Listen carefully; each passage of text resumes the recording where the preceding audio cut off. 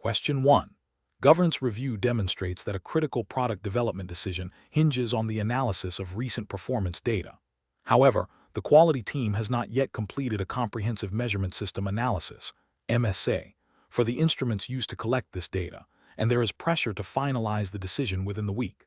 Which of the following actions best upholds the principles of quality management and ethical decision-making in this context? Option A.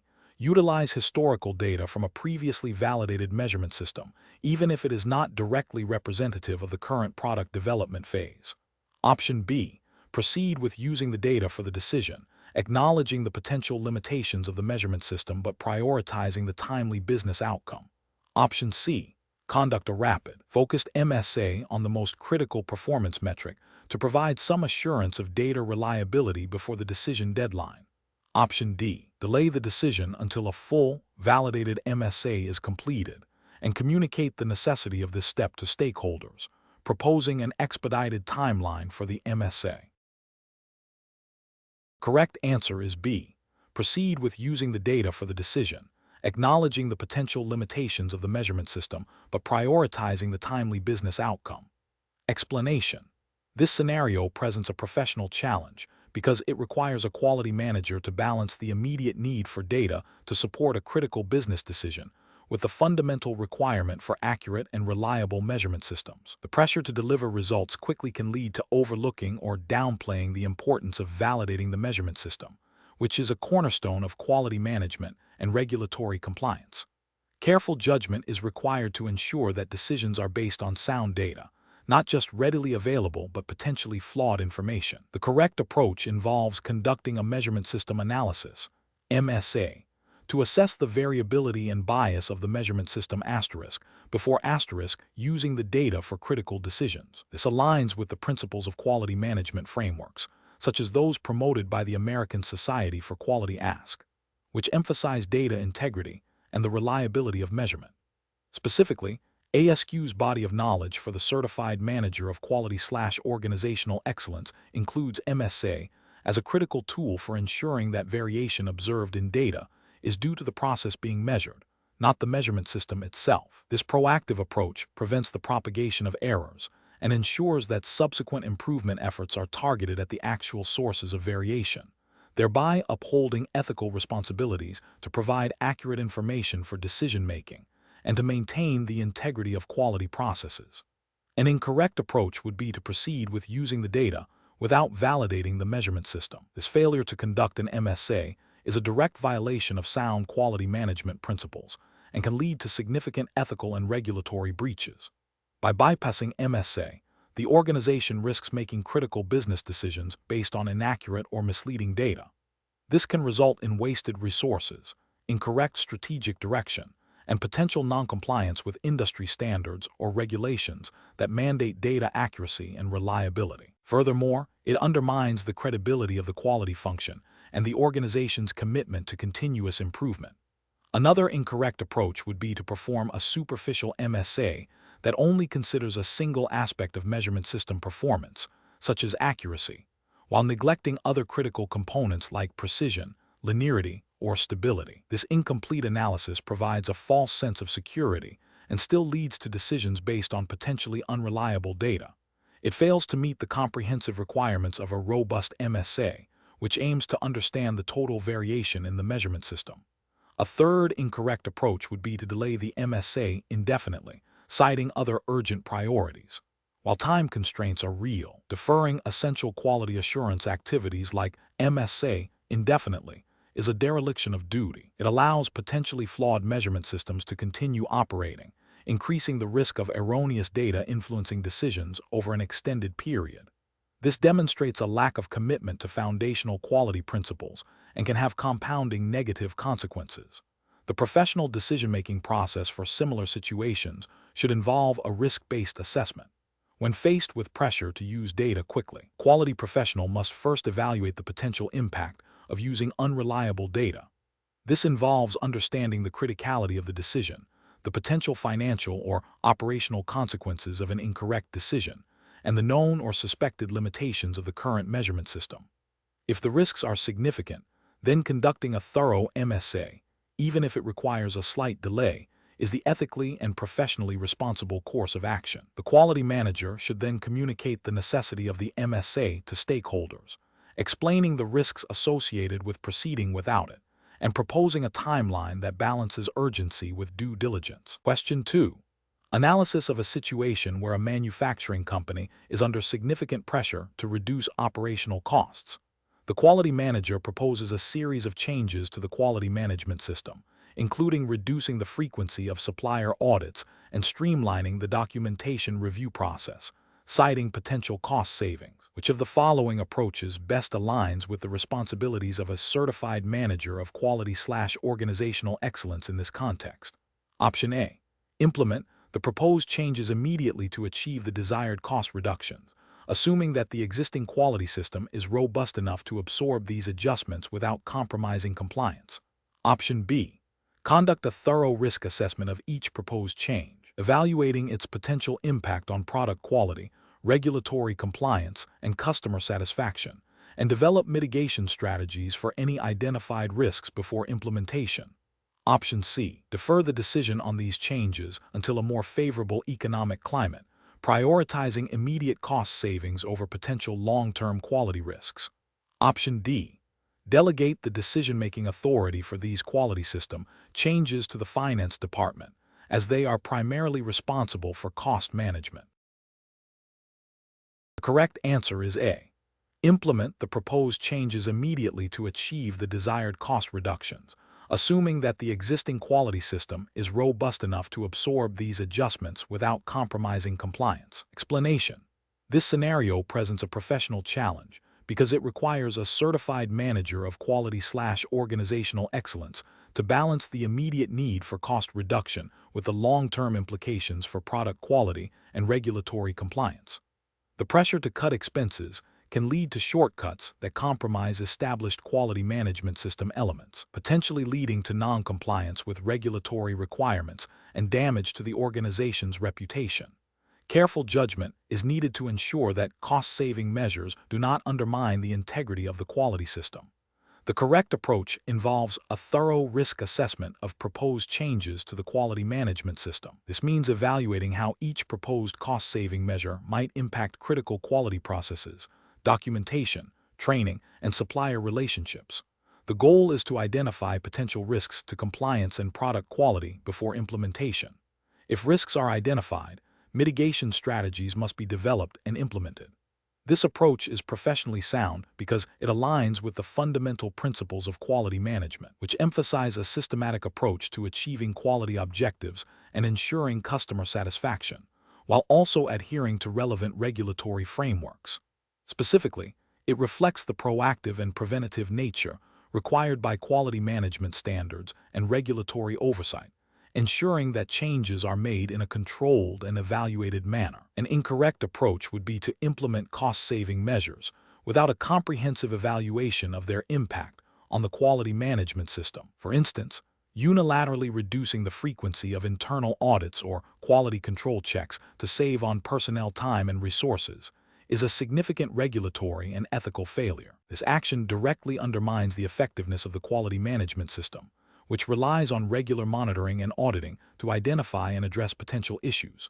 Such a decision could lead to undetected nonconformities, product defects, and ultimately, violations of regulatory standards designed to protect public health and safety. Another incorrect approach is to outsource critical quality assurance functions to unvetted third parties solely based on lower cost, without ensuring those parties have the necessary expertise, certifications, and adherence to the same quality standards.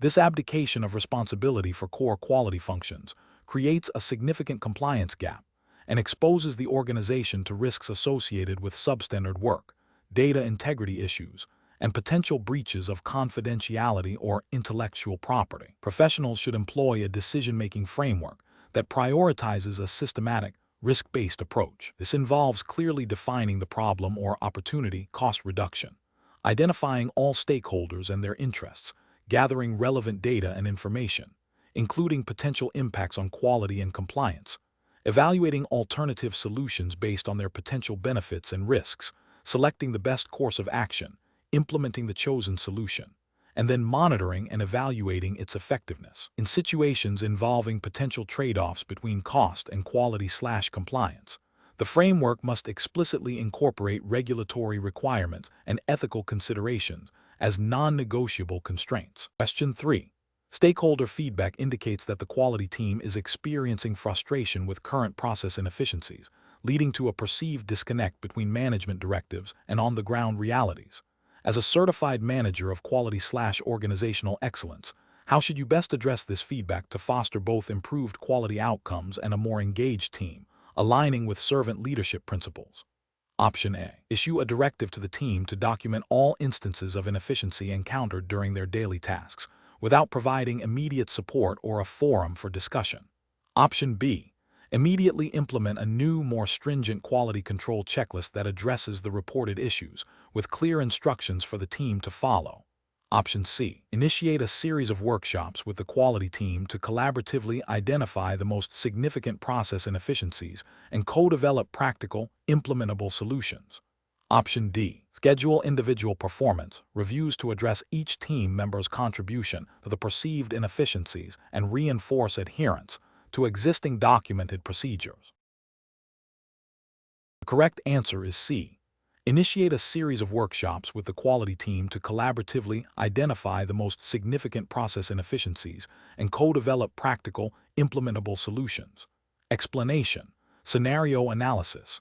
This scenario presents a common implementation challenge for servant leadership within a quality management framework. The core difficulty lies in balancing the directive nature of quality standards and regulatory compliance with the empowering and supportive ethos of servant leadership.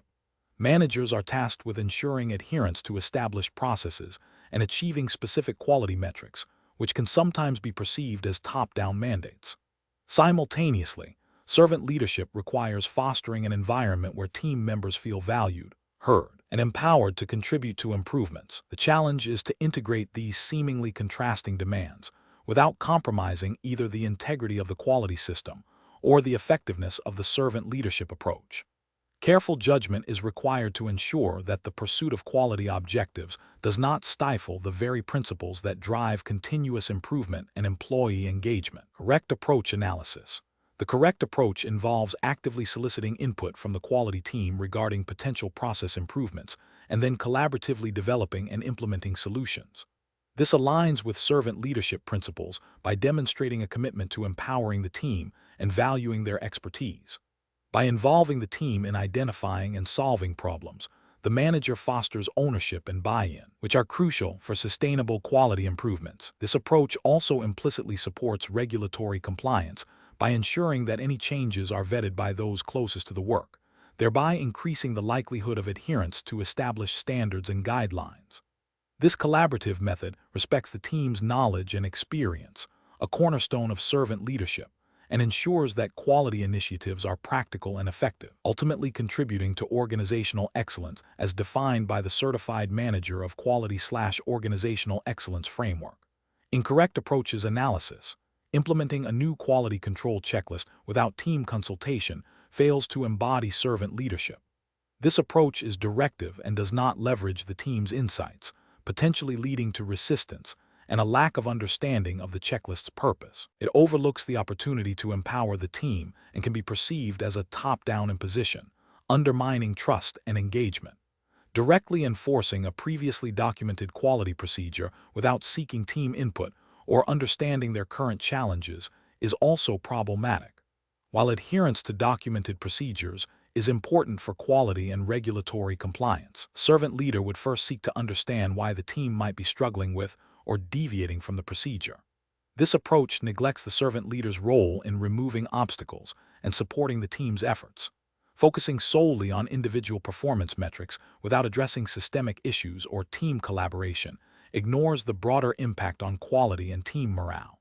While individual accountability is part of quality management, a servant leader would prioritize understanding the team's collective challenges and facilitating their success, rather than solely measuring individual output in isolation. This approach can create a competitive rather than collaborative environment, hindering overall quality improvement. Professional reasoning.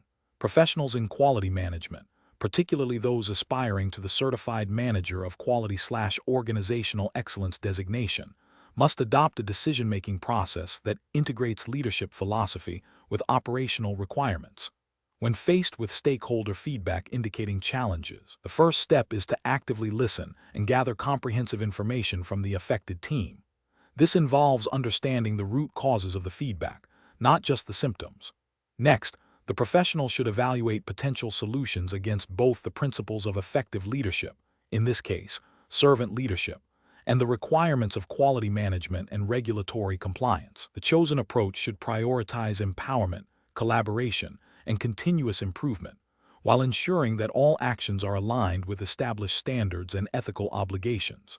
This iterative process of listening, analyzing, and collaboratively problem-solving is essential for driving sustainable organizational excellence. Question 4. System analysis indicates a newly formed project team is exhibiting significant disagreements and friction during their initial meetings, hindering progress on defining project scope and deliverables. The quality manager observes that team members are challenging each other's ideas and approaches, leading to unproductive debates. Based on best practices in organizational excellence and team development, what is the most effective approach for the quality manager to take in this situation? Option A. Actively facilitate discussions to help the team acknowledge and navigate the storming phase, encouraging open communication and guiding them towards establishing shared norms and processes for conflict resolution. Option B. Advise team members to resolve their personal conflicts outside of project meetings and focus solely on their individual assigned tasks. Option C. Ignore the current team friction, assuming it will naturally resolve itself as the project progresses towards the performing stage. Option D. Immediately implement strict rules and procedures to shut down all disagreements, emphasizing that all team members must adhere to the project plan without further debate. The correct answer is A.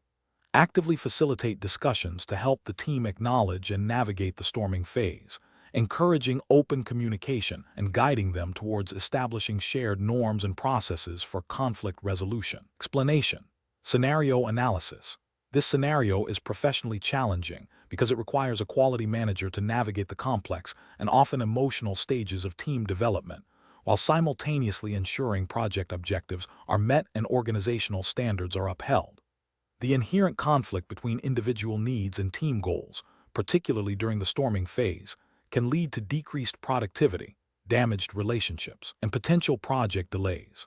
The manager must exercise astute judgment to foster a constructive environment that allows the team to progress through these stages effectively, rather than becoming stalled or regressing. Correct approach analysis. The correct approach involves actively facilitating the team's progression through the stages of development by acknowledging and addressing the storming phase constructively. This means recognizing that conflict and disagreement are natural parts of team formation and can be leveraged for stronger outcomes if managed properly. The manager should encourage open communication, provide a safe space for differing opinions, and guide the team towards establishing shared norms and processes. This aligns with best practices in organizational excellence by promoting collaboration, problem-solving, and ultimately, higher performance.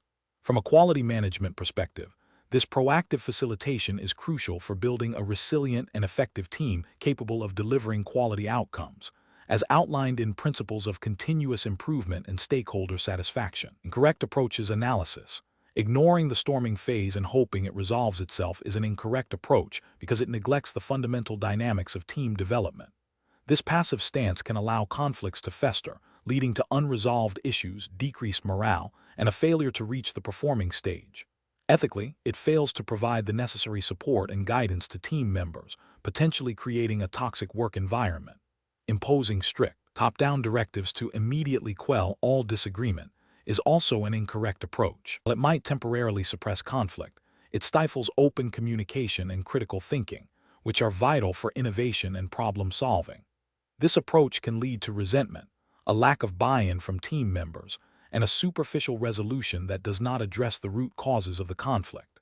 It undermines the collaborative spirit essential for organizational excellence and can hinder the team's ability to adapt and improve. Focusing solely on individual performance metrics without addressing the underlying team dynamics is another incorrect approach.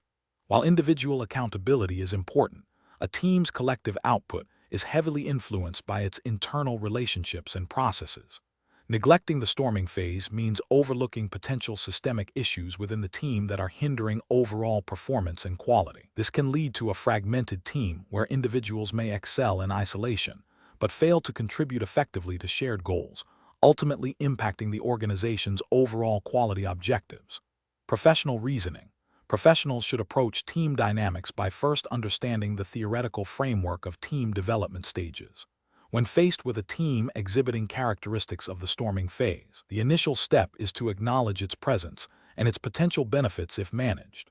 The manager should then facilitate open dialogue, encourage active listening, and guide the team in establishing clear communication protocols and conflict resolution mechanisms. This proactive and facilitative approach ensures that the team can move towards higher levels of performance, aligning with the principles of quality management that emphasize process improvement and effective resource utilization. Question 5. Research into best practices for providing performance feedback within a quality management system reveals a situation where a team member consistently misses deadlines, impacting project timelines and overall team efficiency. As a certified manager of quality/organizational excellence, what is the most appropriate method for addressing this performance issue to foster continuous improvement and maintain a positive team dynamic? Option A. Address the issue during a team meeting, highlighting the importance of meeting deadlines and the consequences of delays for the entire project. Option B. Avoid discussing the missed deadlines directly with the individual to prevent potential conflict and maintain team harmony. Option C. Send a formal written reprimand to the team member detailing all missed deadlines and their negative consequences without prior verbal discussion. Option D. Schedule a private meeting with the team member to discuss specific instances of missed deadlines, their impact on project goals, and collaboratively identify solutions and support mechanisms. The correct answer is D. Schedule a private meeting with the team member to discuss specific instances of missed deadlines, their impact on project goals, and collaboratively identify solutions and support mechanisms. Explanation. This scenario is professionally challenging because it requires balancing the need for constructive feedback with the potential for misinterpretation and negative impact on an employee's morale and performance, all while adhering to established quality management principles and ethical guidelines. The certified manager of quality/organizational excellence is expected to foster a culture of continuous improvement, which necessitates effective feedback mechanisms.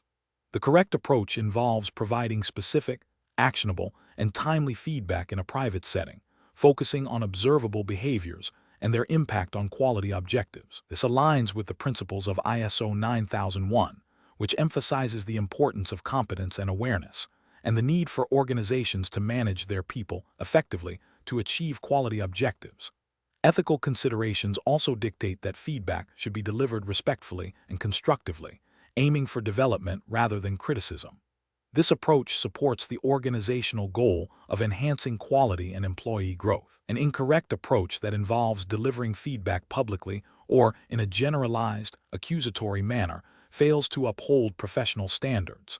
Public criticism can be humiliating and demotivating, undermining trust and psychological safety within the team, which are crucial for a high-performing quality system. This approach also violates the ethical principle of treating individuals with dignity and respect. Another incorrect approach, which is to avoid giving feedback altogether due to fear of confrontation, is detrimental to quality improvement. This inaction prevents the identification and correction of performance issues that could negatively impact product or service quality, thereby failing to meet the organization's quality objectives and potentially violating the spirit of continuous improvement mandated by quality management frameworks. A further incorrect approach, which is to focus solely on negative aspects without acknowledging positive contributions, creates an unbalanced and discouraging feedback environment. This can lead to employee disengagement and a reluctance to take initiative, hindering the development of a proactive quality culture. Professional decision-making in such situations requires a commitment to open communication, a focus on objective data and observable behaviors, and a genuine desire to support employee development and organizational quality improvement, all within an ethical framework that prioritizes respect and fairness. Question 6. The evaluation methodology shows that the proposed operational plan for the next fiscal year heavily emphasizes cost reduction, with significant cuts to quality control personnel and a reduction in raw material testing frequency. Senior leadership is pushing for immediate implementation to meet aggressive financial targets. As the certified manager of quality/organizational excellence, you are concerned that these changes will compromise product integrity and potentially lead to increased customer complaints and regulatory scrutiny. How should you approach this situation to uphold the organization's commitment to quality and ethical standards? Option A. Implement the senior leadership's plan as directed to meet financial targets, assuming that any quality issues can be addressed reactively if they arise. Option B. Immediately raise concerns about the financial targets being unrealistic and demand that the proposed cuts be reversed without further analysis. Option C. Advocate for a revised operational plan that integrates cost-saving measures with a thorough risk assessment of their impact on quality, customer satisfaction, and regulatory compliance, proposing alternative strategies that do not jeopardize core quality principles. Option D. Focus solely on identifying the most cost-effective suppliers and streamlining existing quality processes without questioning the overall impact of the proposed cuts. The correct answer is C. Advocate for a revised operational plan that integrates cost-saving measures with a thorough risk assessment of their impact on quality, customer satisfaction, and regulatory compliance, proposing alternative strategies that do not jeopardize core quality principles. Explanation. This scenario presents a professional challenge because it requires balancing the immediate need for cost reduction with the long-term strategic goals and ethical responsibilities of the organization. The quality manager must navigate conflicting pressures from senior leadership and the potential impact on product quality and customer satisfaction. Careful judgment is required to ensure that any planning decisions align with the organization's commitment to quality and its ethical obligations, rather than solely focusing on short-term financial gains. The correct approach involves a comprehensive review of the proposed operational plan, focusing on its alignment with the organization's strategic quality objectives and ethical guidelines. This includes assessing the potential impact on product reliability, customer safety, and regulatory compliance. The quality manager should advocate for a plan that maintains or improves quality standards, even if it requires more resources or a longer implementation timeline. This aligns with the ethical principle of prioritizing customer well-being and organizational integrity over short-term cost savings. Furthermore, professional quality management standards emphasize a holistic approach to planning, integrating quality considerations into all levels of strategy and operations. An approach that prioritizes immediate cost reduction without a thorough assessment of quality and ethical implications is professionally unacceptable. This would likely lead to compromises in product quality, increased risk of customer complaints, potential regulatory non-compliance, and damage to the organization's reputation. Such an approach violates the ethical duty to uphold quality standards and protect customer interests. Another incorrect approach would be to blindly implement the senior leadership's directive without any critical evaluation or attempt to mitigate potential negative impacts. This demonstrates a lack of professional responsibility and an abdication of the quality manager's role in safeguarding organizational quality and ethical conduct. It fails to recognize the interconnectedness of operational planning, strategic goals, and ethical considerations. A third incorrect approach would be to solely focus on the tactical aspects of cost reduction, such as finding cheaper suppliers or reducing inspection points, without considering the broader operational and strategic implications. This narrow focus ignores the potential for unintended consequences on product performance, customer satisfaction, and long-term market competitiveness. A professional decision-making process for similar situations should involve 1. Understanding the strategic context and quality objectives of the organization. 2. Thoroughly evaluating the proposed operational plan for its impact on quality, safety, and ethical compliance. 3. Identifying and quantifying potential risks associated with the plan. 4. Communicating findings and recommendations clearly and persuasively to senior leadership, emphasizing the long-term implications of quality compromises. 5. Proposing alternative solutions that balance cost considerations with quality and ethical requirements. 6. Escalating concerns through appropriate channels if a satisfactory resolution cannot be reached. Question 7. Comparative studies suggest that when faced with competing demands for limited financial resources, a certified manager of quality/organizational excellence must make strategic allocation decisions. Considering the stakeholder perspective, which of the following approaches best aligns with the principles of financial management for achieving organizational excellence? Option A. Favor projects that offer the quickest financial payback, even if they are not critical for maintaining or enhancing the organization's core quality systems. Option B. Focus on minimizing immediate project costs to maximize short-term financial gains, even if it means deferring investments in quality improvement or training. Option C. Allocate funds to projects that are easiest to secure funding for, regardless of their strategic alignment or potential impact on organizational quality. Option D. Prioritize investments in initiatives that demonstrably contribute to long-term value creation and organizational excellence, even if they require higher initial investment or more complex justification. The correct answer is D. Prioritize investments in initiatives that demonstrably contribute to long-term value creation and organizational excellence, even if they require higher initial investment or more complex justification. Explanation. This scenario presents a professional challenge because it requires a certified manager of quality/organizational excellence to balance the immediate financial pressures of a project with the long-term strategic goals of the organization, all while adhering to ethical financial management principles. The core tension lies in deciding how to allocate limited resources when faced with competing demands, where a short-sighted financial decision could compromise quality and future organizational excellence. Careful judgment is required to ensure that financial decisions are not made in isolation, but are integrated with the organization's overall quality strategy and stakeholder expectations. The correct approach involves prioritizing investments that demonstrably contribute to long-term value creation and organizational excellence, even if they require a higher initial outlay or a more complex justification. This aligns with the principles of sound financial stewardship and ethical management, which emphasize sustainability and responsible resource allocation. Specifically, this approach recognizes that true organizational excellence is built on a foundation of robust quality systems and continuous improvement, which often require upfront investment. Regulatory frameworks and professional codes of conduct for quality professionals typically mandate a commitment to ethical practices, transparency, and acting in the best interest of the organization and its stakeholders, which includes safeguarding its long-term viability and reputation. An incorrect approach that focuses solely on minimizing immediate costs without considering the impact on quality or long-term strategic objectives fails to uphold these principles.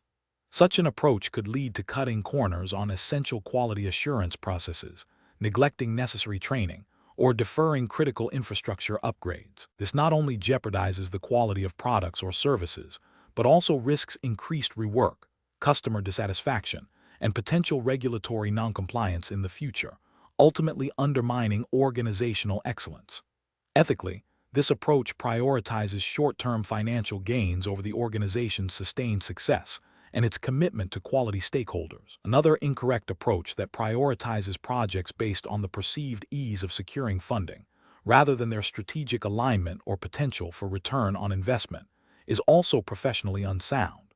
This can lead to misallocation of resources, diverting funds from initiatives that would genuinely enhance organizational excellence towards less impactful endeavors. This demonstrates a lack of strategic financial planning and a failure to critically evaluate project proposals based on their contribution to the organization's mission and quality objectives. The professional decision-making process for such situations should involve a thorough assessment of all proposed initiatives against the organization's strategic objectives, quality policy, and financial constraints.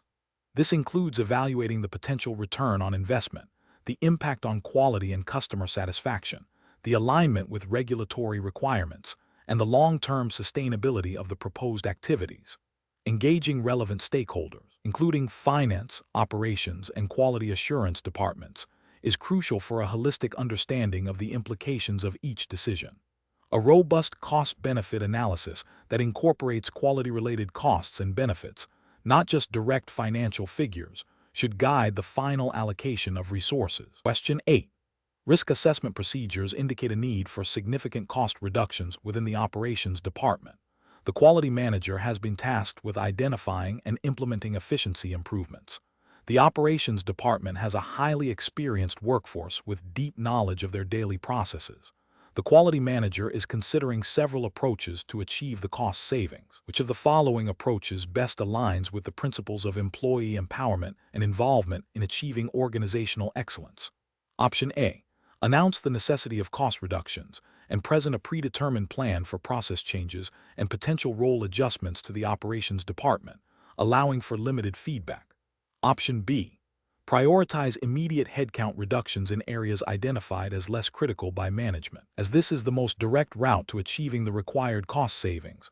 Option C. Implement cost-saving measures recommended by an external consulting firm, focusing on streamlining workflows and reducing redundant tasks, without extensive consultation with the operations team. Option D. Convene a series of workshops with the operations team to collaboratively identify process bottlenecks and brainstorm innovative solutions for efficiency gains, with the understanding that these solutions will be implemented to achieve cost savings. The correct answer is D. Convene a series of workshops with the operations team to collaboratively identify process bottlenecks and brainstorm innovative solutions for efficiency gains, with the understanding that these solutions will be implemented to achieve cost savings. Explanation. Scenario analysis. This scenario presents a professional challenge because it pits the immediate need for cost reduction against the long-term benefits of employee engagement and the ethical imperative to involve those most affected by changes. The quality manager must balance organizational objectives with the principles of fairness and respect for employees, particularly when decisions impact their roles and responsibilities. The challenge lies in navigating potential resistance, maintaining morale, and ensuring that any changes are implemented transparently and with genuine consideration for the workforce. Correct approach analysis. The correct approach involves initiating a collaborative process with the affected employees to identify areas for efficiency improvements. This aligns with the principles of employee empowerment and involvement, which are foundational to quality management frameworks. By engaging employees directly, the organization leverages their intimate knowledge of processes, fostering a sense of ownership and increasing the likelihood of sustainable solutions. This approach respects the dignity of the employees, acknowledges their expertise, and promotes a culture of continuous improvement driven by those closest to the work.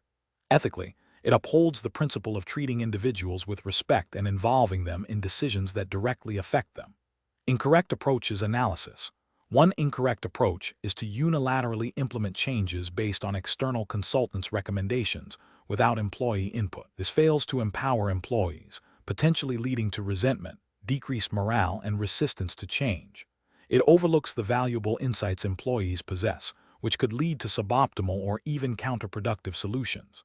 Ethically, it demonstrates a lack of respect for the workforce and can be perceived as a top-down, dictatorial approach, undermining trust.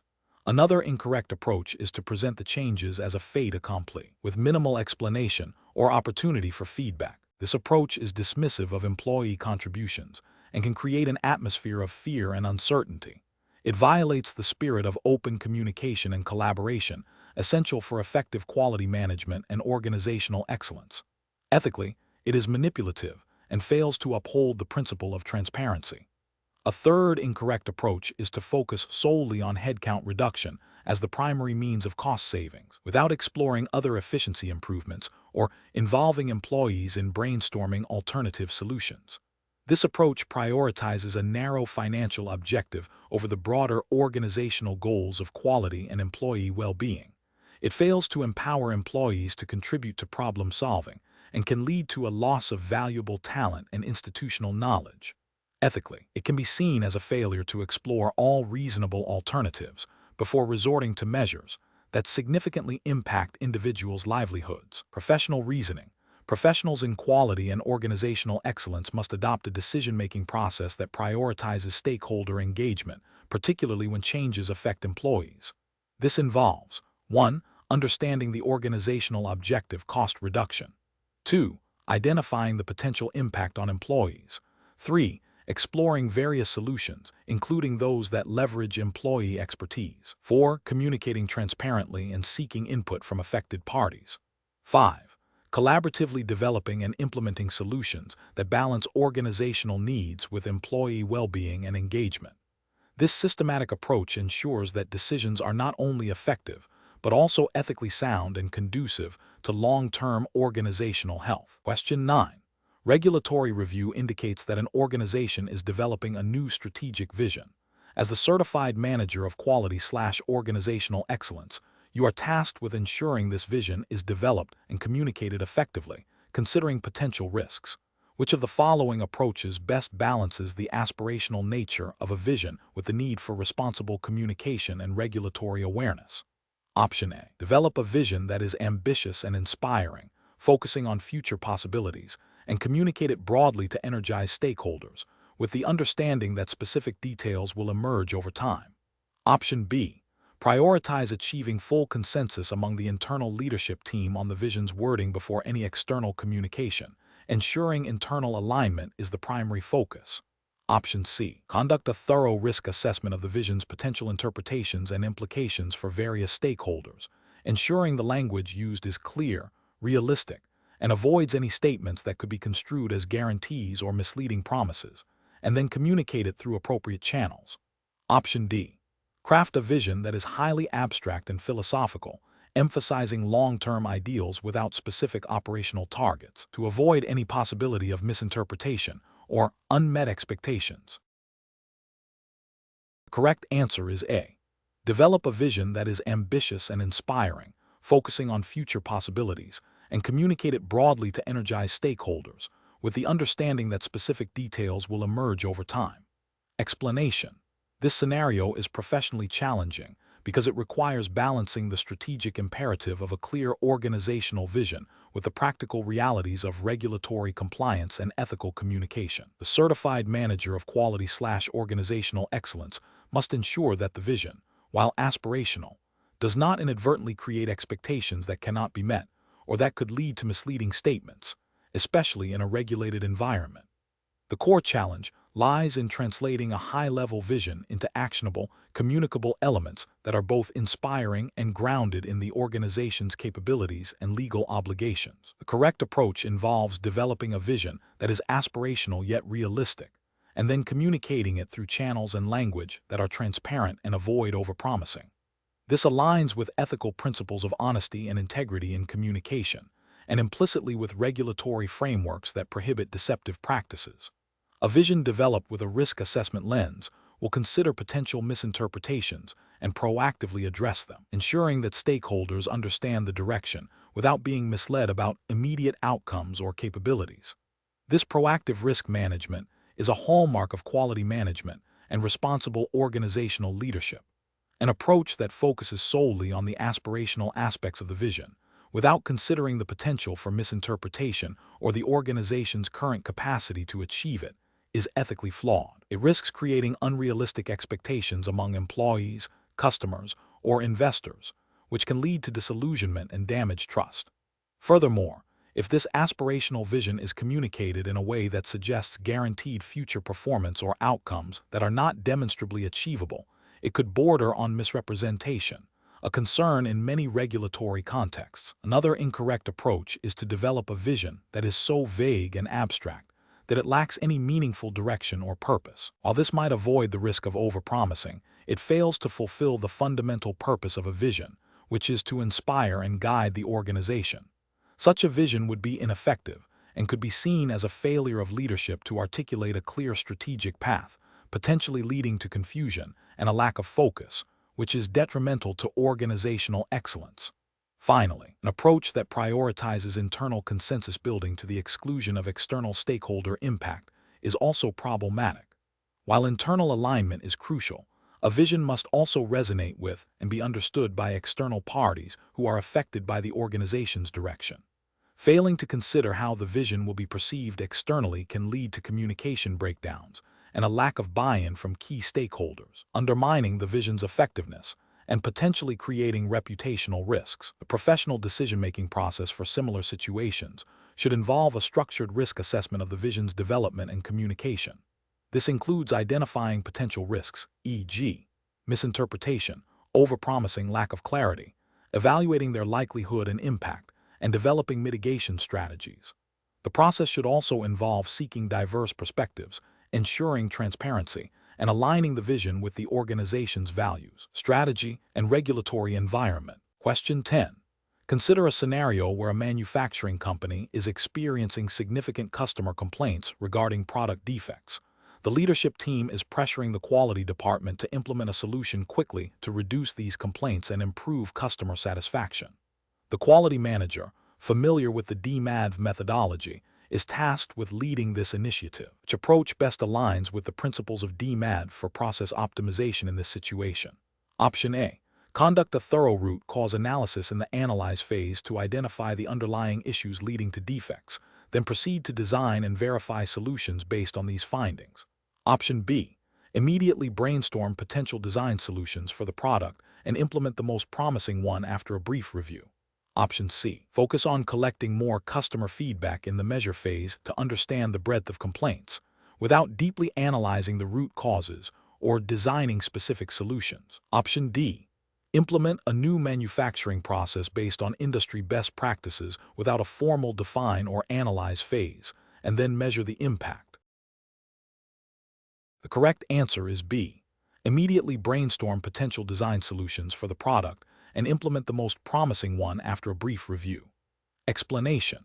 This scenario presents a professional challenge because it requires a certified manager of quality/organizational excellence to balance the need for rapid process improvement with the rigorous, data-driven nature of the DMAV methodology. The pressure to deliver quick results can tempt individuals to bypass crucial steps, potentially leading to flawed designs and ultimately failing to meet customer needs or regulatory requirements. Careful judgment is needed to ensure that the pursuit of speed does not compromise the integrity and effectiveness of the quality improvement process. The correct approach involves meticulously following the DMAV framework, specifically focusing on the analyze phase to thoroughly understand the root causes of current performance issues, and the design phase to develop solutions that are validated and verified. This structured approach ensures that improvements are based on sound data and analysis, leading to robust and sustainable outcomes. Adherence to the DMAV methodology, as outlined in quality management standards and best practices, is ethically and professionally mandated to ensure that organizational excellence is achieved through systematic and evidence-based methods, thereby fulfilling commitments to stakeholders and regulatory bodies.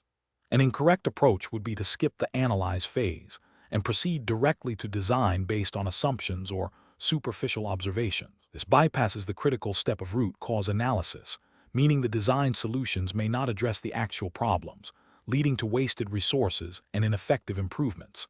Ethically, this is a failure to exercise due diligence and professional responsibility, as it risks delivering a suboptimal or even detrimental outcome.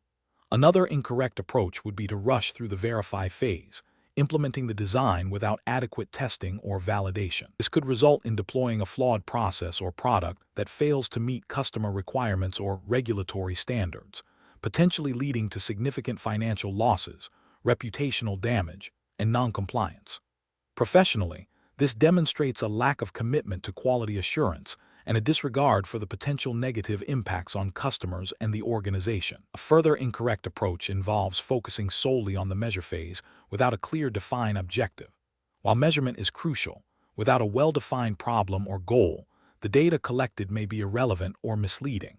This leads to an inefficient use of resources and an inability to draw meaningful conclusions, undermining the entire quality improvement effort and failing to meet the organizational imperative for excellence. The professional decision-making process for such situations should involve a clear understanding of the DMAV framework and its purpose at each stage. When faced with pressure for speed, a quality professional must advocate for the necessity of each DMAV phase, explaining how skipping steps compromises the ultimate goal of organizational excellence and can lead to regulatory or ethical breaches. The decision-making framework should prioritize a systematic, data-driven approach, ensuring that all stakeholders understand the rationale behind each step and the potential consequences of deviation. Question 11. The efficiency study reveals a significant deviation in the lead time for a critical production process. What is the most appropriate initial step to control this deviation and ensure long-term process improvement? Option A. Make minor adjustments to the existing workflow based on anecdotal feedback from a few team members. Option B. Conduct a comprehensive impact assessment to understand the scope and consequences of the deviation, followed by a root cause analysis. Option C. Immediately implement a new scheduling software to expedite the process. Option D. Issue a directive to all production staff to work overtime until the lead time returns to target. Correct answer is C. Immediately implement a new scheduling software to expedite the process. Explanation. Scenario analysis. This scenario presents a common challenge in quality management, identifying a performance gap and determining the most effective and compliant method for addressing it. Professional challenge lies in balancing the need for immediate corrective action with the requirement to thoroughly understand the root cause and ensure the solution is sustainable and compliant with relevant quality standards and regulations. A hasty or incomplete approach can lead to recurring issues, wasted resources, and potential noncompliance. Correct approach analysis.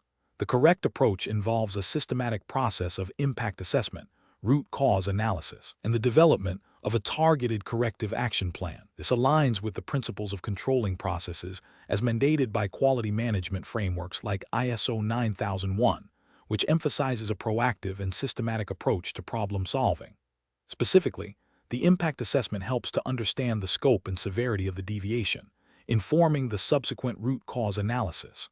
Identifying the true root cause is critical to prevent recurrence, rather than just addressing the symptom. Developing a corrective action plan that is specific, measurable, achievable, relevant, and time-bound, SMART, ensures that the implemented solutions are effective and their success can be monitored. This methodical approach ensures that resources are used efficiently and that the organization maintains its commitment to quality and continuous improvement, thereby meeting regulatory expectations for robust quality systems. Incorrect approach is analysis. Implementing immediate, broad-stroke changes without a thorough impact assessment or root cause analysis is an incorrect approach. This often leads to addressing symptoms rather than the underlying problem, resulting in wasted effort and the potential for the issue to resurface. It bypasses the critical step of understanding the why behind the deviation, which is a fundamental requirement for effective corrective action in quality management.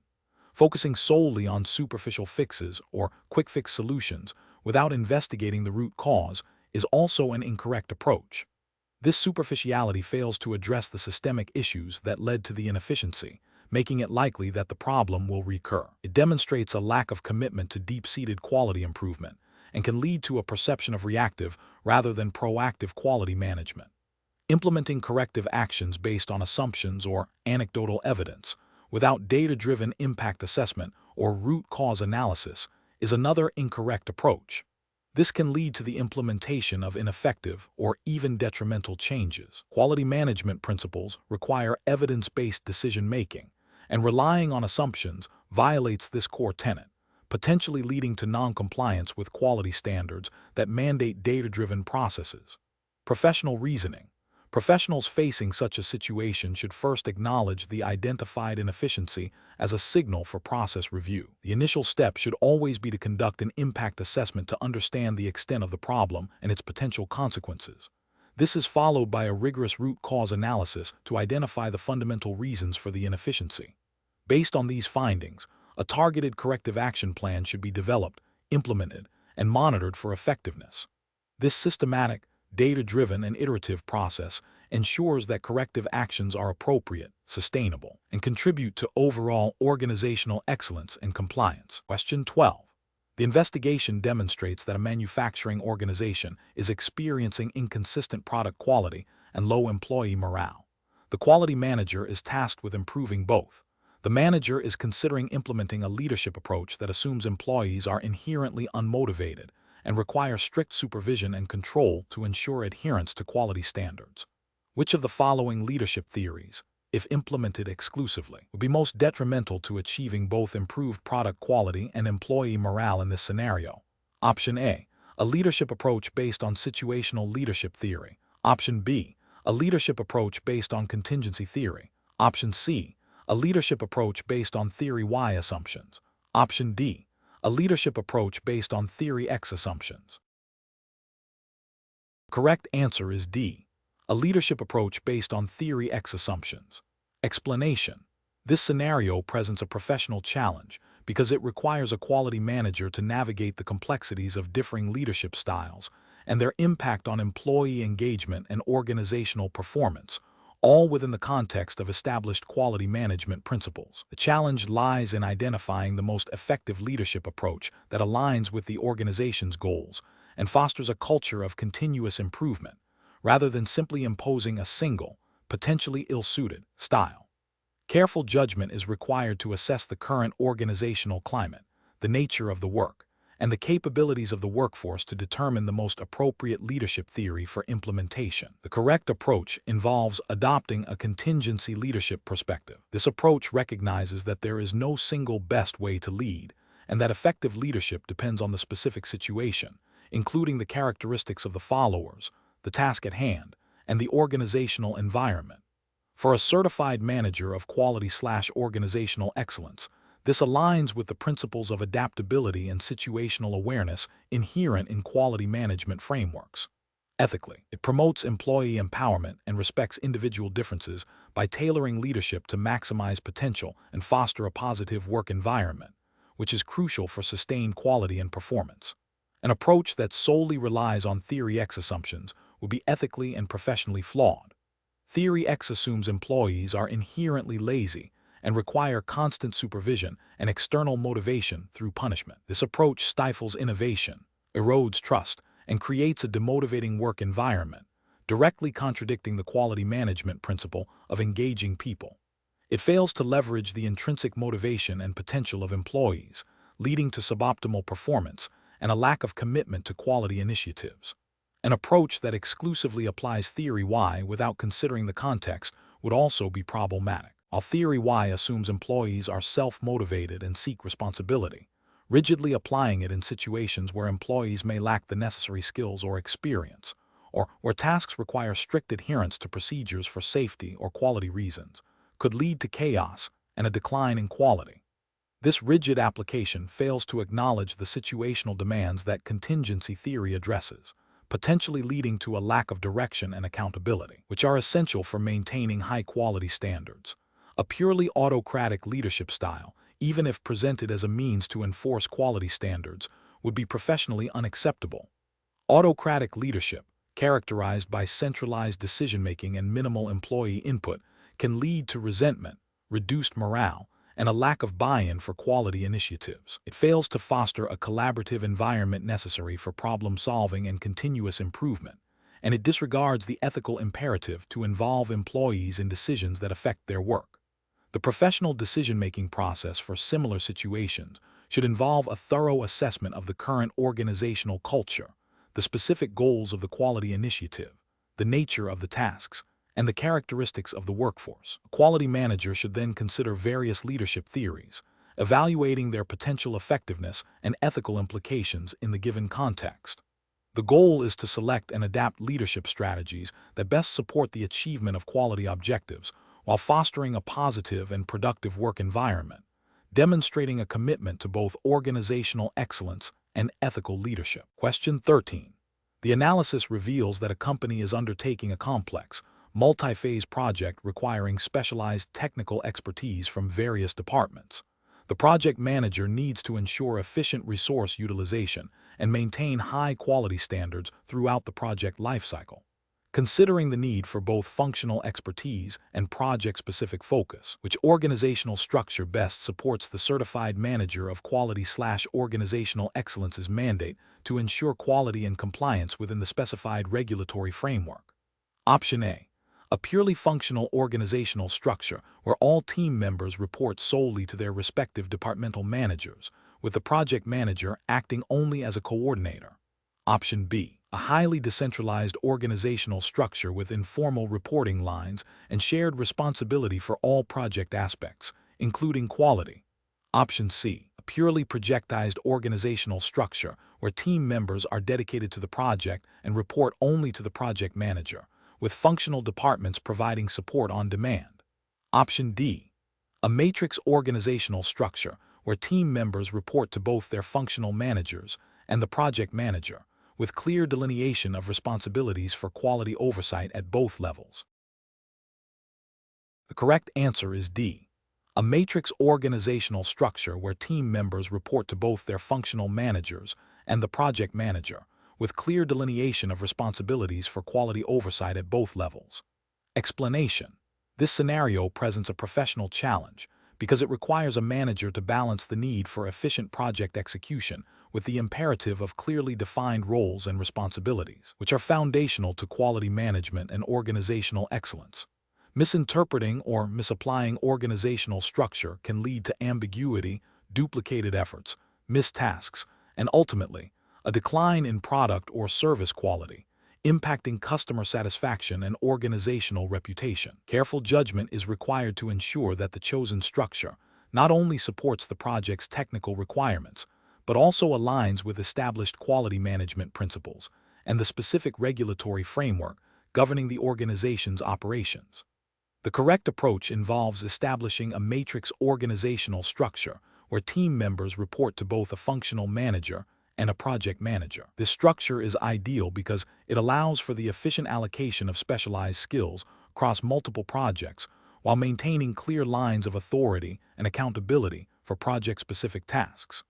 In the context of quality management, this structure facilitates the integration of quality assurance and control processes directly into project workflows, ensuring that quality is a shared responsibility. Regulatory frameworks, such as those found in ISO 9001, quality management systems, emphasize the importance of clearly defined roles, responsibilities, and authorities to ensure effective quality management.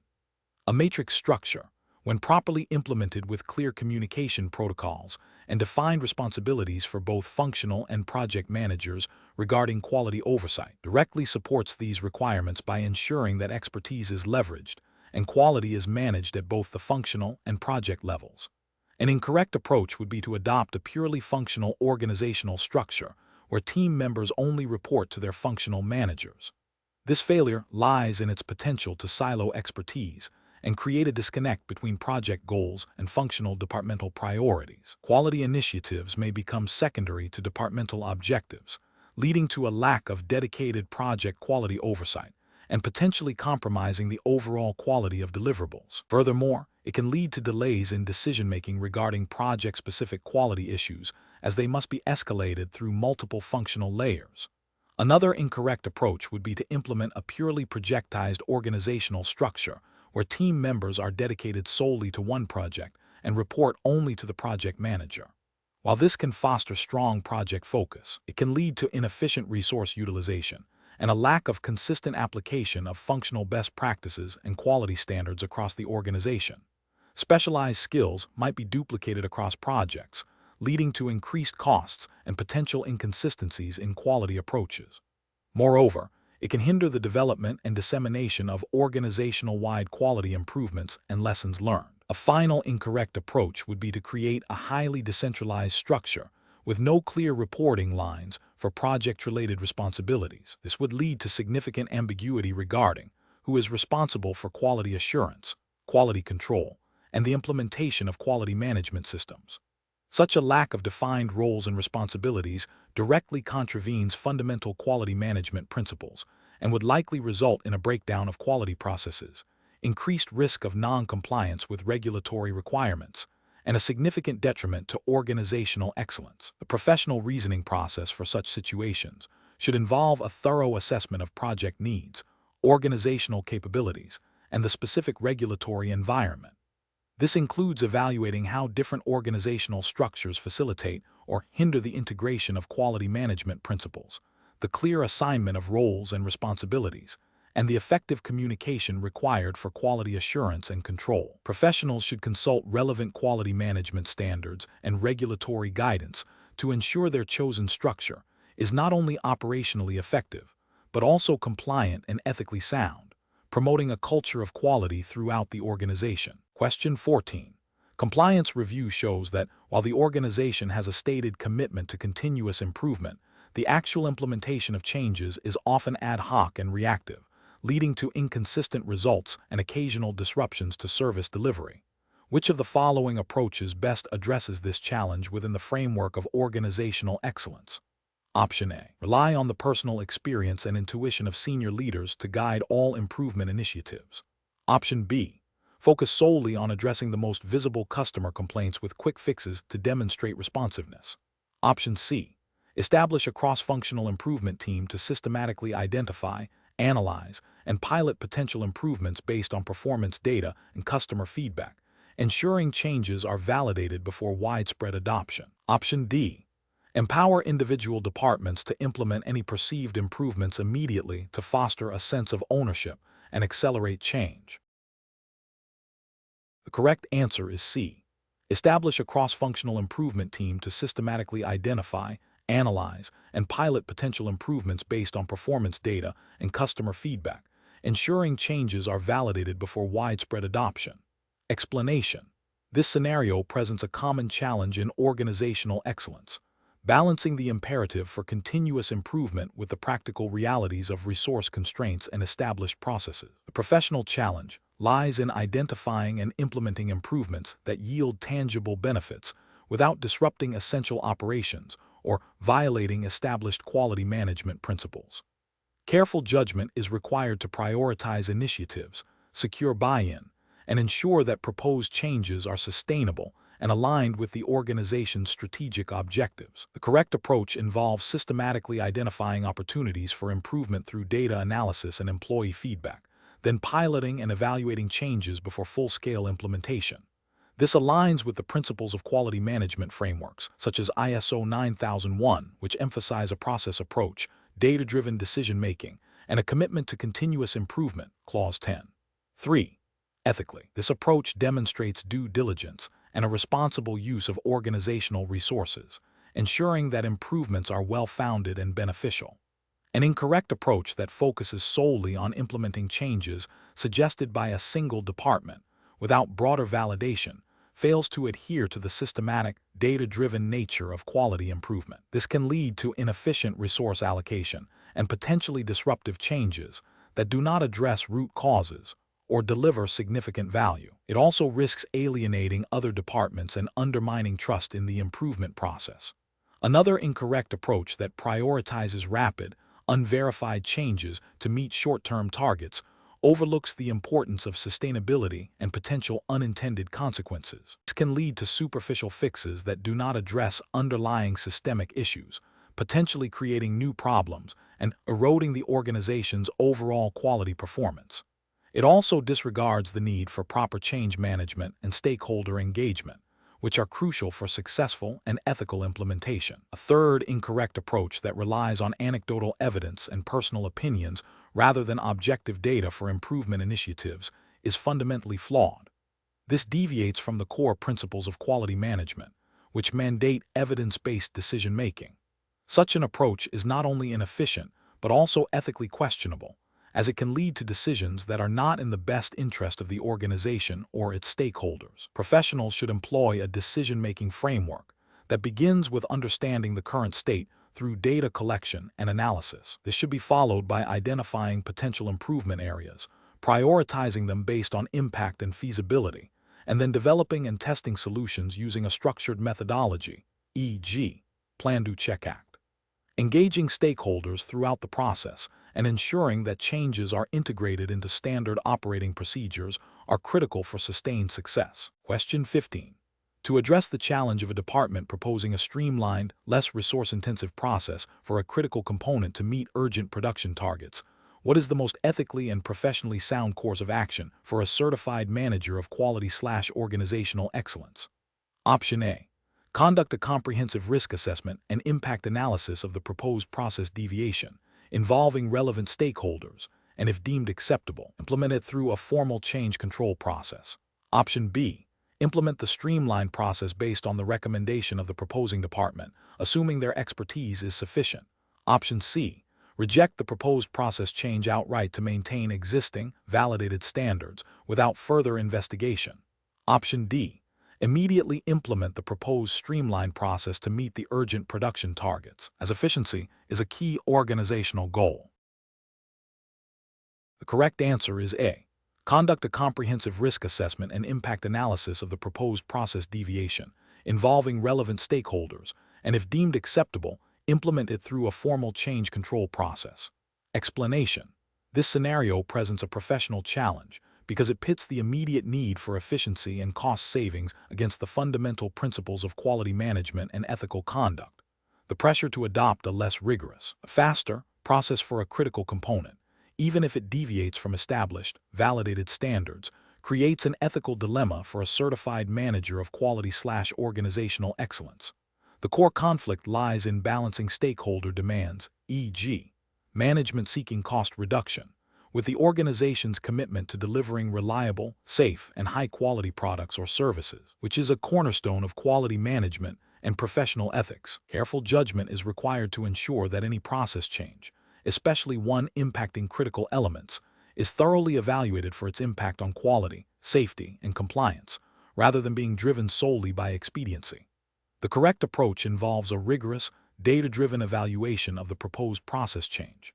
This includes conducting a thorough risk assessment to understand the potential impact of the deviation on product quality, customer satisfaction, and regulatory compliance. It necessitates engaging relevant stakeholders, including engineering, quality assurance, and potentially regulatory affairs, to collaboratively assess the risks and benefits. If the proposed change is deemed acceptable after this evaluation, it must be formally documented, validated, and implemented through a controlled change management process, ensuring that the new standard is as robust as, or demonstrably equivalent to, the original. This aligns with the principles of continuous improvement and robust quality systems, which are fundamental to the certified manager of quality/organizational excellence role, and are often implicitly or explicitly supported by quality management standards like ISO 9001, which emphasizes process control and risk management. Ethically, this approach upholds the professional's responsibility to prioritize quality and safety, acting with integrity and due diligence. An incorrect approach would be to immediately adopt the proposed shortcut without proper evaluation. This failure to conduct a risk assessment and engage relevant expertise is a direct contravention of quality management principles that mandate understanding and controlling processes. It also represents an ethical failure to uphold the professional's duty to ensure product integrity and customer safety. Furthermore, bypassing formal change control procedures and documentation undermines the integrity of the quality management system, making it difficult to track changes, assess their impact, and ensure consistency. This approach prioritizes short-term gains over long-term quality and compliance, which is professionally unacceptable. Another incorrect approach would be to dismiss the proposal outright without any consideration or analysis. While the initial instinct might be to protect existing standards, a quality professional must also be open to innovation and efficiency improvements, provided they are rigorously validated. Refusing to even consider a potentially beneficial change without a proper assessment can stifle innovation and lead to missed opportunities for improvement. This approach lacks the analytical rigor expected of a quality manager and can be perceived as resistant to change, rather than a guardian of quality. A third incorrect approach would be to implement the change based solely on the recommendation of a single department or individual, without broader consensus or validation. This creates a significant risk of overlooking critical factors that may be apparent to other departments or that require a holistic view of the process. It also fails to establish a shared understanding and ownership of the change, which is crucial for successful implementation and ongoing adherence. This approach lacks the collaborative and systematic approach required for effective process management and quality assurance. The professional decision-making process for similar situations should involve a structured approach. First, understand the proposed change and its rationale. Second, identify and assess the potential risks and impacts on quality, safety, and compliance. Third, consult with relevant subject matter experts and stakeholders. Fourth, evaluate the feasibility and benefits of the change against the risks. Fifth, if deemed viable, implement the change through a formal, documented, and controlled process. And finally, monitor the effectiveness of the implemented change. This systematic, risk-based, and collaborative approach ensures that decisions are informed, ethical, and aligned with organizational quality objectives. Question 16. The review process indicates a recurring defect in a critical product component, leading to customer complaints and potential production delays. The immediate pressure is to implement a rapid solution to satisfy a key client, but the standard problem-solving protocol requires a full root cause analysis before any corrective actions are taken. As the certified manager of quality/organizational excellence, what is the most appropriate course of action? Option A. Implement a temporary workaround to satisfy the client immediately, documenting the workaround and initiating a full root cause analysis concurrently. Option B. Halt all production of the affected component until a perfect, fully analyzed solution can be implemented, regardless of client impact. Option C. Escalate the issue to senior management, requesting an exemption from the standard problem-solving protocol to allow for an immediate, unanalyzed fix. Option D. Directly implement a perceived solution based on team consensus to expedite client satisfaction, deferring formal analysis until after the immediate crisis is resolved. The correct answer is A. Implement a temporary workaround to satisfy the client immediately, documenting the workaround and initiating a full root cause analysis concurrently. Explanation. The review process indicates a potential conflict between the immediate need to address a critical quality issue and the established procedures for problem solving. This scenario is professionally challenging because it requires balancing the urgency of customer satisfaction and product integrity against the organizational commitment to systematic, data-driven problem resolution.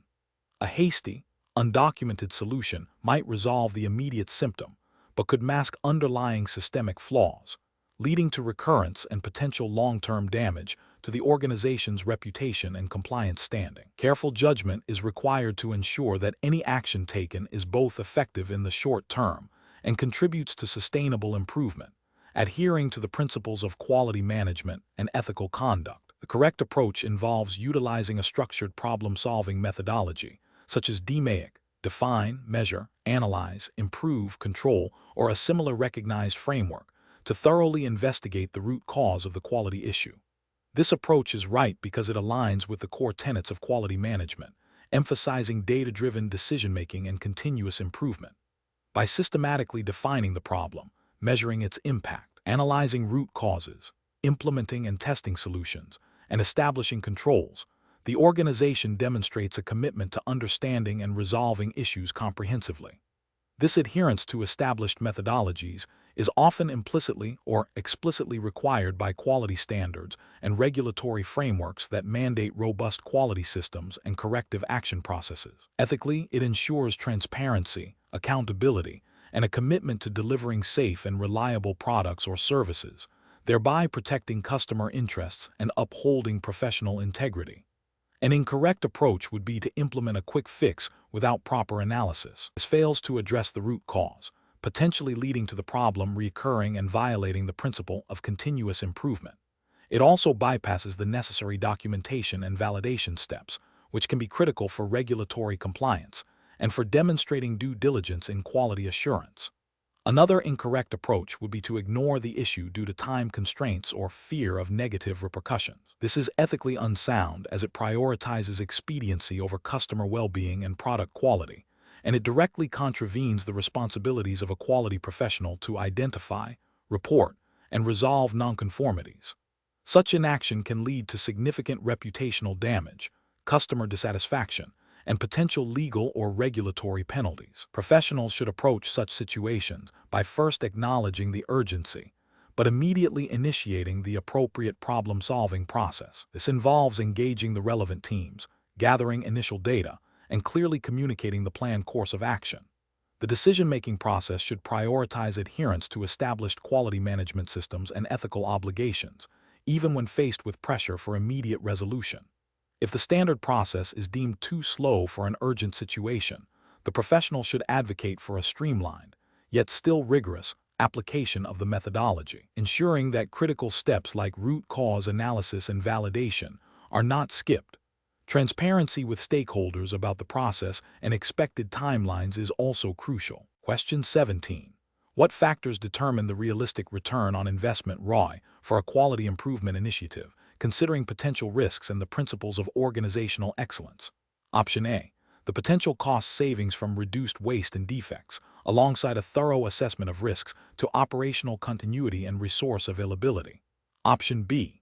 The anticipated improvements in employee morale and engagement, irrespective of the financial implications for the organization.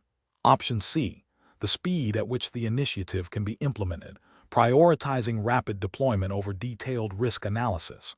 Option D, the projected increase in customer satisfaction and market share without explicit consideration of implementation challenges. The correct answer is D, the projected increase in customer satisfaction and market share without explicit consideration of implementation challenges. Explanation: scenario analysis. This scenario is professionally challenging because it requires a quality manager to balance the pursuit of organizational excellence with the practical realities of financial investment and risk. The pressure to demonstrate tangible benefits from quality initiatives, often measured by return on investment (ROI), can lead to overlooking critical risk factors that could undermine the very improvements being sought. A failure to adequately assess these risks can result in misallocated resources, failed projects, and ultimately, a negative impact on the organization's financial health and reputation, directly contradicting the principles of organizational excellence. Correct approach analysis. The correct approach involves a comprehensive risk assessment integrated into the ROI calculation for quality initiatives. This means identifying potential threats and uncertainties that could affect the projected benefits or increase the costs associated with implementing quality improvements. For example, a new quality management system might promise increased efficiency, benefit, but a thorough risk assessment would consider the possibility of employee resistance to change, inadequate training, or unforeseen technical integration issues, risks that could delay implementation, increase costs, and reduce the actual ROI. This approach aligns with the ASQ Code of Ethics, which emphasizes integrity and professional responsibility, including the prudent management of resources and the avoidance of actions that could harm the organization. Furthermore, it supports the principles of ISO 9001, which advocates for a risk-based thinking approach to ensure the quality management system achieves its intended outcomes. By proactively identifying and mitigating risks, the quality manager ensures that the projected ROI is realistic and that the pursuit of quality excellence is sustainable and strategically sound. Correct approach is analysis. Focusing solely on the potential benefits without considering associated risks is an ethically unsound and professionally negligent approach. This failure to conduct a thorough risk assessment can lead to an inflated and unrealistic ROI projection. Such an approach violates the ASQ Code of Ethics by not acting with integrity and by potentially misleading stakeholders about the true value and feasibility of a quality initiative. It also contravenes the spirit of ISO 9001 by not embedding risk-based thinking into decision-making processes. Ignoring potential negative impacts on operational efficiency during the implementation phase is another flawed approach.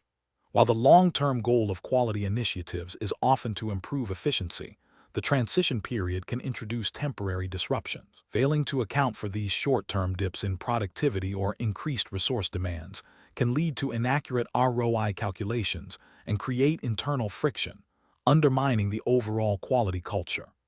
This demonstrates a lack of foresight and a failure to manage the change process effectively, which is a core component of organizational excellence. Excluding the cost of potential rework or corrective actions needed to address unforeseen issues during implementation is also a critical failure. Quality initiatives are not always perfectly executed on the first attempt. If the cost of fixing mistakes or addressing unexpected problems is not factored into the ROI calculation, the projected financial returns will be artificially high. This misrepresentation of financial outcomes is ethically problematic and can lead to poor strategic decisions, ultimately harming the organization. Professional reasoning. Professionals in quality management must adopt a holistic and forward-thinking approach. When evaluating the ROI of quality initiatives, the decision-making process should involve 1. Clearly defining the scope and objectives of the quality initiative. 2. Identifying all potential benefits and quantifying them as accurately as possible. 3. Conducting a comprehensive risk assessment to identify potential threats and uncertainties that could impact the initiative's success, including operational, technical, and human factors. 4. Quantifying the potential impact of identified risks on both costs and benefits. 5. Calculating a risk-adjusted ROI that reflects the likelihood and impact of identified risks. 6. Developing mitigation strategies for high-priority risks. 7. Communicating the risk-adjusted ROI and mitigation plans transparently to stakeholders. This structured approach ensures that decisions are based on realistic assessments, ethical considerations, and a commitment to achieving sustainable organizational excellence. Question 18.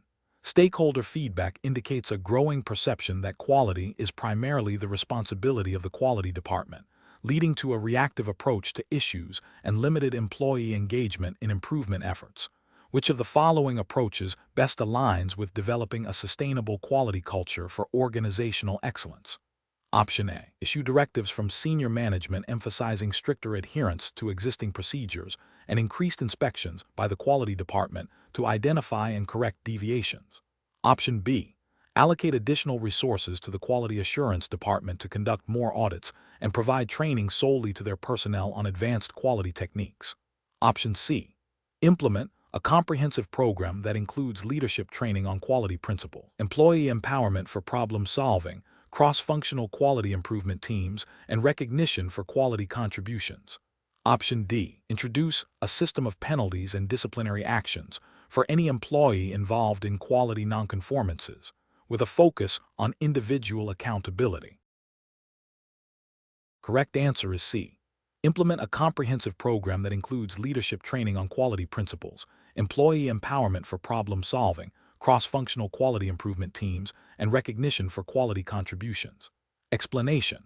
This scenario is professionally challenging because it requires balancing immediate operational pressures with the long-term strategic imperative of fostering a robust quality culture.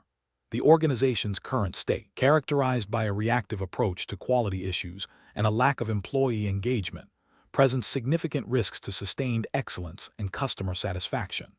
Careful judgment is required to select an approach that not only addresses the immediate feedback, but also lays the groundwork for systemic improvement, aligning with the principles of organizational excellence. The correct approach involves implementing a comprehensive, multifaceted strategy that actively engages employees at all levels in quality improvement initiatives. This includes establishing clear communication channels for quality concerns, providing training on quality principles and tools, empowering teams to identify and solve problems, and recognizing contributions to quality. This approach is ethically sound and aligns with best practices in quality management, emphasizing a proactive and inclusive methodology. From a regulatory perspective, while specific quality culture mandates may not be explicitly codified in all frameworks, the underlying principles of ensuring product/service integrity, customer satisfaction, and continuous improvement are often implicitly or explicitly supported by quality management standards and ethical codes of conduct relevant to organizational excellence. For instance, frameworks like ISO 9001, which are foundational to many quality management systems, stress leadership commitment, employee involvement, and process approach, all of which contribute to a strong quality culture. An approach that focuses solely on top-down directives without empowering employees fails to address the root causes of disengagement and can lead to superficial compliance rather than genuine cultural change. This is ethically problematic, as it neglects the potential and contributions of the workforce. It also risks regulatory noncompliance if it leads to a failure to meet quality standards or customer expectations, which are often subject to regulatory oversight. An approach that prioritizes punitive measures for quality failures over developmental support creates a climate of fear, discouraging open reporting of issues and hindering learning. This is ethically unsound, as it punishes individuals rather than addressing systemic flaws, and can lead to a culture of blame rather than accountability and improvement. Such an environment is antithetical to building a sustainable quality culture and can result in significant reputational and operational damage, potentially leading to regulatory scrutiny. An approach that treats quality as a departmental responsibility rather than an organizational-wide commitment isolates quality efforts and prevents them from becoming embedded in daily operations. This is a failure of leadership and strategic vision, as quality is a shared responsibility. It is ethically questionable to delegate the responsibility for excellence without providing the necessary resources and organizational support, and it can lead to systemic quality gaps that may have regulatory implications. Professionals should adopt a decision-making framework that begins with a thorough assessment of the current state, including stakeholder feedback and root cause analysis of quality issues. This should be followed by the development of a strategic plan that integrates quality culture development into the organization's overall objectives. Key elements of this plan should include leadership commitment, employee engagement, continuous learning, and robust feedback mechanisms. The chosen approach should be evaluated against established quality management principles and ethical guidelines, ensuring it promotes a proactive, inclusive, and improvement-oriented environment. Question 19. The monitoring system demonstrates a significant deviation in a key performance indicator, potentially impacting customer satisfaction and operational efficiency. The quality manager must decide on the immediate course of action. Which approach best aligns with the principles of responsible and effective organizational decision-making for a certified manager of quality/organizational excellence? Option A. Prioritize the feedback from the department head who has the most direct experience with the affected process, as their insights are likely the most critical. Option B. Implement a temporary workaround based on the most obvious interpretation of the data to restore normal operations quickly, deferring further analysis until after the immediate crisis is resolved. Option C. Convene a meeting with the technical team responsible for the monitoring system to analyze the data and implement their recommended technical fix. Option D. Conduct a thorough stakeholder analysis to identify all affected parties, gather their perspectives on the deviation and potential solutions, and then facilitate a collaborative decision-making process. Correct answer is C. Convene a meeting with the technical team responsible for the monitoring system to analyze the data and implement their recommended technical fix. Explanation.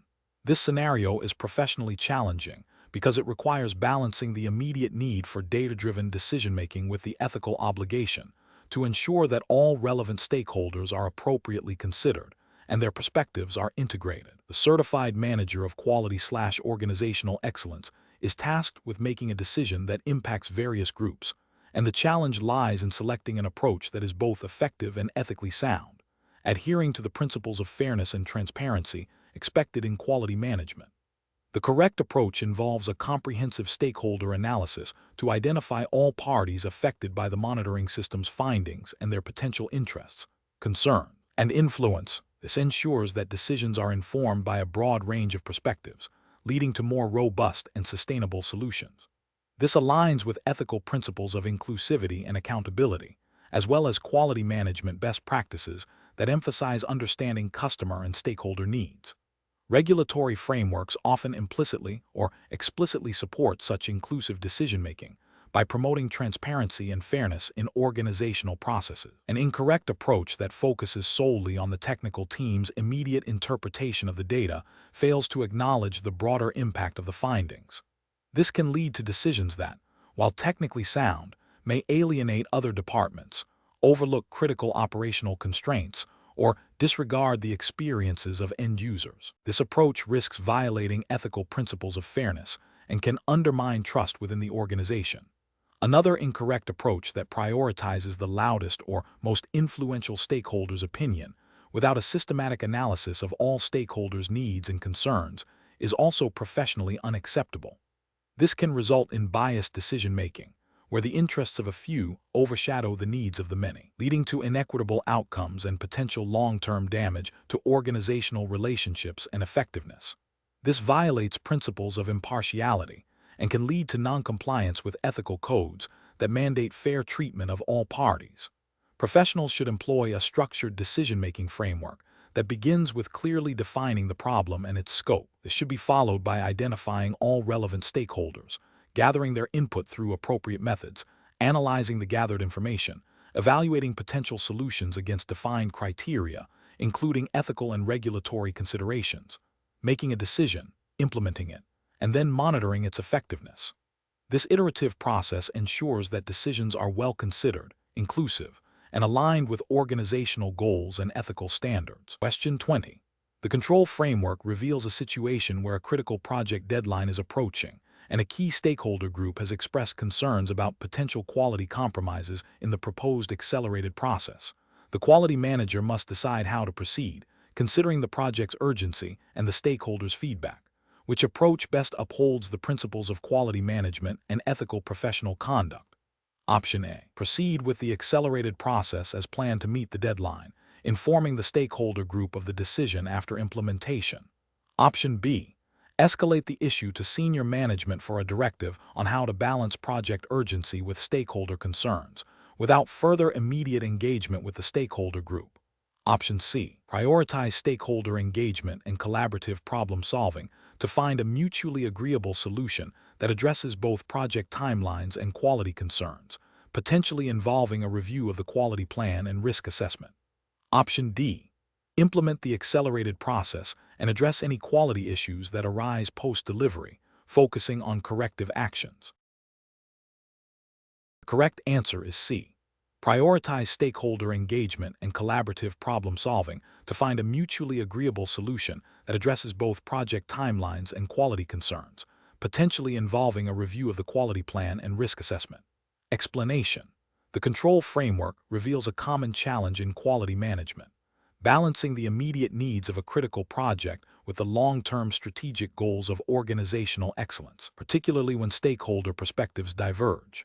The professional challenge lies in navigating these competing priorities without compromising the integrity of the quality management system or alienating key stakeholders. Careful judgment is required to ensure that decisions are not only expedient, but also ethically sound and compliant with established quality principles. The correct approach involves a proactive and inclusive engagement with all relevant stakeholders to understand their perspectives and concerns regarding the proposed changes. This approach prioritizes open communication, data-driven decision-making, and a collaborative effort to find solutions that align with both project timelines and the overarching quality objectives. This aligns with the principles of ISO 9001, which emphasizes customer focus and engagement of people, and the ASQ Code of Ethics, which calls for honesty, integrity, and professional competence in serving the public, customers, and employers. By seeking consensus and demonstrating a commitment to shared goals, this method fosters trust and ensures that quality initiatives are sustainable and broadly supported. An incorrect approach that focuses solely on expediting the project without adequate stakeholder consultation risks creating resentment and undermining future quality efforts. This failure to engage stakeholders violates the principle of customer focus and can lead to a perception that their input is undervalued, potentially damaging long-term relationships and hindering the adoption of quality improvements. Another incorrect approach that prioritizes the immediate project demands over established quality processes, even with stakeholder awareness, demonstrates a disregard for the systematic approach to quality management. This can lead to shortcuts that compromise product or service integrity, increasing the risk of defects, customer dissatisfaction, and potential regulatory noncompliance. It also fails to uphold the ethical obligation to maintain professional standards and ensure the quality of work. A third incorrect approach that involves making unilateral decisions based on a limited understanding of stakeholder needs, even with good intentions, is also professionally unsound. This can lead to solutions that are technically feasible, but do not address the root causes of concerns or meet the broader expectations of all parties involved. It represents a failure in effective communication and collaborative problem-solving, which are fundamental to successful quality management. The professional decision-making process for similar situations should involve 1. Identifying all relevant stakeholders and understanding their interests and concerns. 2. Gathering objective data to assess the impact of proposed actions on quality objectives and stakeholder satisfaction. 3. Facilitating open and transparent communication channels to discuss findings and potential solutions. 4. Collaboratively developing and implementing a plan that balances immediate needs with long-term quality goals, ensuring alignment with ethical principles and regulatory requirements.